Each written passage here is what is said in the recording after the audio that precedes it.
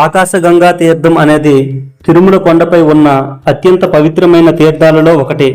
ఈ పవిత్ర జలపాతం శ్రీ వెంకటేశ్వర స్వామి ఆలయానికి సుమారు 3 కిలోమీటర్ల దూరంలో అడవులు కొండల మధ్య ప్రవహిస్తుంది. ఆకాశగంగా అనే పేరుకు కారణం ఏమిటంటే ఈ నీరు స్వర్గం నుండి గంగా నదిలాగా పవిత్రంగా భూమిపైకి దిగిందని పురాణ విశ్వాసం. పురాణాల ప్రకారం పూర్వకాలంలో తిరుమలలో మహర్షులు యజ్ఞాలు తపస్సులు చేస్తూ దేవుని అభిషేకానికి పవిత్ర జలం కావాలని ప్రార్థించగా శ్రీ వెంకటేశ్వర స్వామి కటాక్షంతో ఈ జలధార వెలసిందని చెబుతారు.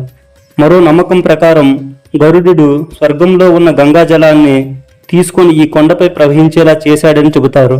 అందుకే ఈ పవిత్ర జలానికి ఆకాశగంగా అని పేరు వచ్చింది. తిరుమలలో జరిగే ముఖ్యమైన సాంప్రదాయాల్లో ఒకటి ఏమిటంటే ఈ ఆకాశగంగా నుంచి తీసుకువచ్చే నీటిని ప్రతిరోజు శ్రీ వెంకటేశ్వర స్వామి వారి అభిషేకానికి ఉపయోగిస్తారు.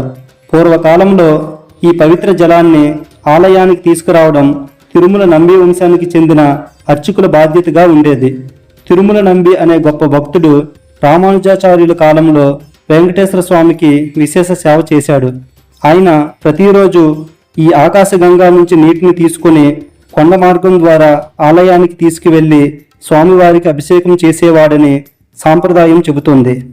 ఆయన వంశానికి చెందిన వారే చాలా కాలం పాటు ఈ సేవను కొనసాగించారు.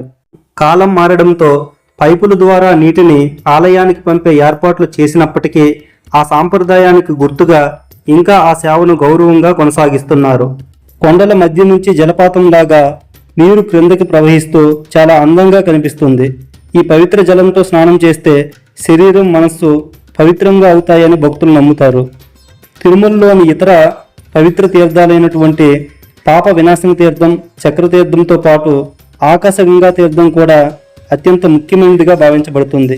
అందుకే తిరుమల యాత్రలో ఈ పవిత్ర జలధార దర్శనం చేయడం ఒక గొప్ప ఆధ్యాత్మిక అనుభవంగా భక్తులు భావిస్తారు.